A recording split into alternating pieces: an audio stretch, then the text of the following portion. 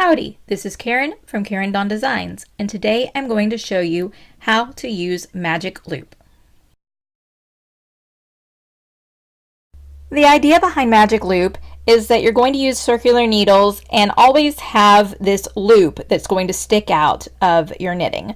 So you need to make sure that your circular needles are fairly long. You want to make sure that there's plenty of room for a loop.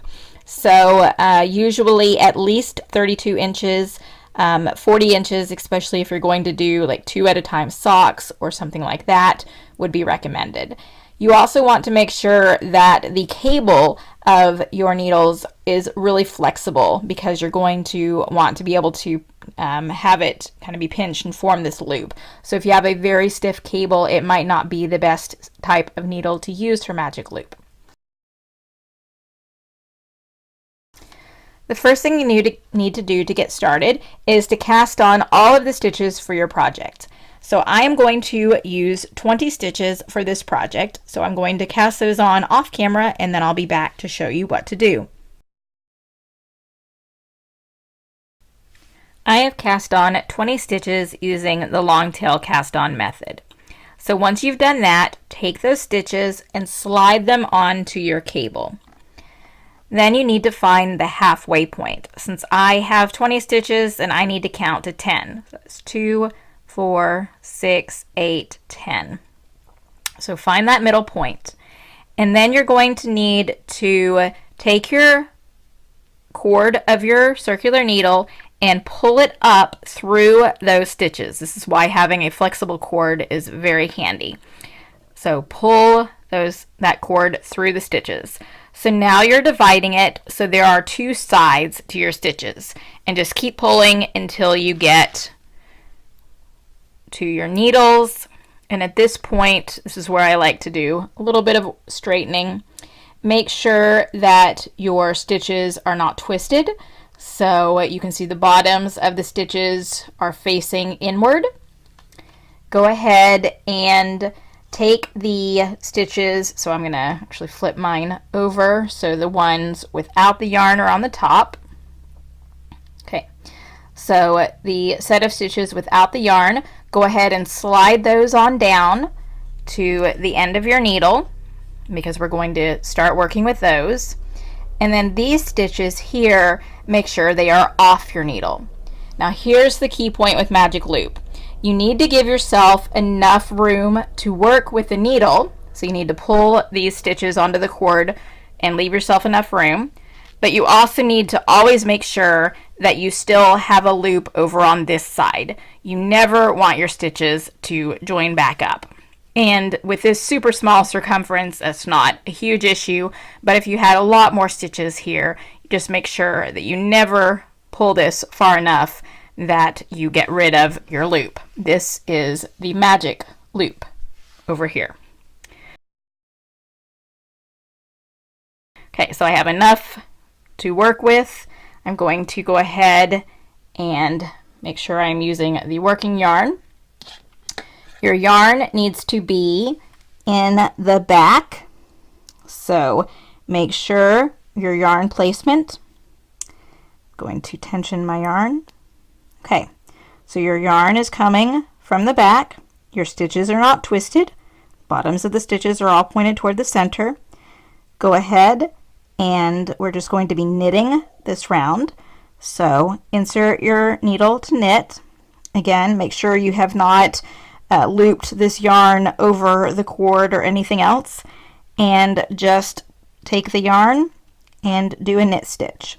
What you want to do here is try to tighten this as much as possible so there's not a huge gap between your start and your end. So I've tightened it as much as possible. I give it a little tug. I've knit that stitch. Then I go ahead and knit the next stitch, and here I give it just another little tug to make sure it is keeping that fairly firm, and then go ahead and knit to the end of the stitches on this needle. So I've knit to the end. I have 1 stitch left, so I'm going to go ahead and knit that final stitch. And now what you do is I usually just let this left hand needle drop Again, make sure that you're keeping enough of a loop that you're never allowing these two sets of stitches to join. You want to push the stitches you just finished working off the needle and onto the loop. And I kind of keep my fingers in here again to make sure I'm keeping the loop. Then kind of turn it around. And now you want the stitches you still need to work, so the ones on the other side, on the top. And at this point, my tail really wants to get in the way, so try to keep that out. So now these stitches that we need to work are at the top. You pull the cord through all the way until you get to your needle. Slide those stitches onto your needle. Again, just kind of get the yarn out of the way. And at this point, the stitches may be a little bit tight, so you might have to, at least I always have to give them a pretty firm push. There we go. So slide up to the end. Again, just like before, you want to give yourself enough of a cord to be able to work comfortably with this needle. Make sure you still have a good loop back here. And double check that your stitches are not twisted. And I see mine are, so I am moving those around to make sure that I am not twisting those. Actually, I think now I just twisted them. So there we go. And again, tension your yarn. So now you want to make sure that you are coming from the back side of the needle. You are not wrapping your yarn over the cord, so make sure you do not do that because that will create a yarn over. And you want to knit this second set of stitches. Again, I give a little bit of a tug to make sure there's not a huge gap right here, but I also don't want to tug too hard because I don't want to make it too tight right there. So it's a delicate balance. You just kind of have to experiment yourself to see how firm of a tug you need there. And again, go ahead and knit until you get to the end of this needle. So once again, I have one more stitch to work on this needle. So I work that final stitch. And you'll notice there's a pretty big gap here. We're back around to the beginning, so we will go ahead and fix this gap when we knit the next stitch. So drop the left-hand needle. Make sure you're keeping a loop back here. Slide those stitches off the needle. Flip it around so the next set of stitches are on the top. Slide those stitches until they get onto the needle. And again, there might be a little tightness here, and this usually eases up as you've done more knitting. So slide those to the end. Make sure you slide this cord with enough of a room to work with, still leaving your loop back here, and work the next set of stitches. And here my tail really wants to get in the way, so move that out of the way.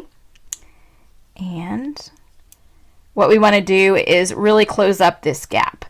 So when you knit the first stitch, I usually give this one just a little extra tug back here to firm that up, both on that first stitch as well as right here when I'm forming the second stitch.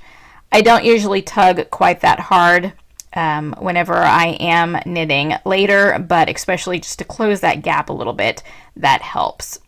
So going to, again, knit to the end of this row, or end of this needle, and turn and work the second set of stitches. So here I am again on the last stitch, so I work that stitch, drop that needle, push these back to the cord, flip it around, take the stitches that have not yet been worked, move them onto this needle, push them back on. See, it's a little easier that time. Give myself some working room, leaving a loop, and then I'm ready to work the next round. And again, this tail just really does not like to get out of the way. If you are having that problem, just make sure to pull it out of the way so it doesn't interfere. This is a good point to check to make sure your stitches are not twisted. So all of my stitches are fortunately in the correct position. Need a little more room there. And go ahead and knit here. And here I'm not going to tug quite as hard when I'm knitting this first stitch because I don't want to make the last stitch over here too tight. That's what would happen if you tug really hard on that first stitch. Don't want it too loose, but definitely not too tight. So again, you knit off those stitches, and when you come to the end of this one, so this is the second needle, then I will have worked another full round.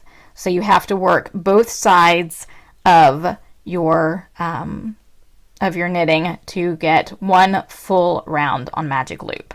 So there we go. I've come to the end of that needle.